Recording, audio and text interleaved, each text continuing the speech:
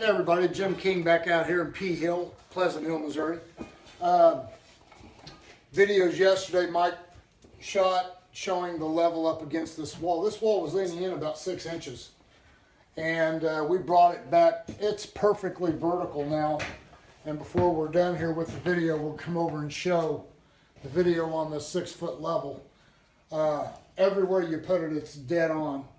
And how we did it, folks, is with just simple, easy hydraulics. This wall has had a previous contractor in before us, and their system is, they run bolts in here and they use them like dead men. And this system does work, except when they pulled this wall back to vertical, they just set the house back down on it with these bolts running out into the yard and a plate right here. And in time, this wall ended up coming back. And when you spend this kind of money, you know, we're talking $20,000 range that they originally spent on this, it should never move after that. And in this case, they always do. It's a system that's been around forever. And we don't do it that way. We use simple physics, hydraulics. It's very simple. We relieve the pressure on the outside of the wall. We lift the house up slightly off the top of the wall. And then with these support beams and hydraulic bottle jacks bolted to the end of it, we push the wall back to vertical. It's the preparation and the setup that takes all the time. It took about 15 minutes to move this back to vertical. So, and it took 3 or 4 days of hard work to do it. So, I want to show you what we've got here. I'll come back here. This right here is a system that other companies use, and what they do is they don't even saw cut the floor, they just jackhammer it out, and what that causes is little hairline fractures. You got one right there running. We can show them everywhere. There's cracks that's running to the floor, one right there, and that's because the people that straightened this wall originally did not do it engineering 101. I mean, I don't understand why nobody uses a quickie saw to saw cut before they jackhammer. So anyway, we've got this shallow system in here that they jackhammer the floor. They set this little piece of plastic right here, little piece of plastic on top of the footer, okay? And these holes that I've saw cut here is where my wall brace, my H-beam, is going to come up here and lock in between these floor joists to keep the wall vertical once I brought it back to vertical. They didn't do that. And chances are, if I didn't do that, my wall would lean in too. So anyway, it wasn't done right the first time. We do it right. This shallow system here, we're tearing it out. It's not going to, it's dry as a bone anyway. In other words, they wasted their money on it. Got a sump pump in here, we're not going to bother it. But this little shallow system here that is designed, when we started this job, they had plastic sheets over this wall.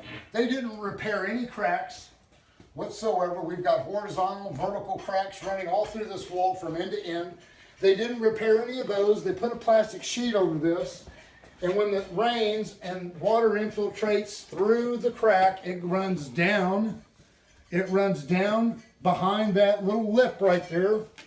Because what this right here, the sheet comes down here like, fits in here like this. The water runs behind the sheet, and it does work. But for the money that they charge for it, oh my gosh, it's just such a ripoff. What we do is when I put in, you want moisture under your house. You don't want to take all the moisture out from underneath your house. You do that, then it's going to sink. Then it's going to sink. You want moisture under your basement floors and around your footings because that keeps everything afloat. When we're in a drought, like in 2012, that's when everything sank. There was no moisture in the ground.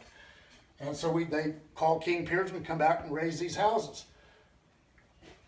But anyway, I just wanted to show everybody what's going on here. I want to explain real quick. We're not going to put a water track system in here, but this is the difference between other companies and what King Piers does. Now here's what King Piers does.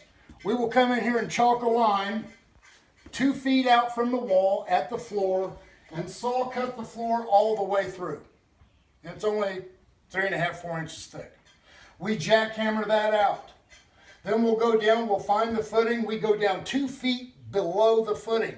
And this, we only put these in, everyone, when there's too much water pressure under the house. We don't want too much, but you do want some moisture under your house. So you put the sump pump in and our water track system in to relieve the overabundance of water pressure. So I'll go on. We dig it out 2 feet, so it's a 2-foot cube. We wrap the trench with Petromat filter fabric. Water can run through either side. We place 8 inches of 3/4 inch clean rock down onto the dirt into that 2x2, 2-foot deep trench. We'll connect 2 pieces of PVC pipe 4 inches in diameter.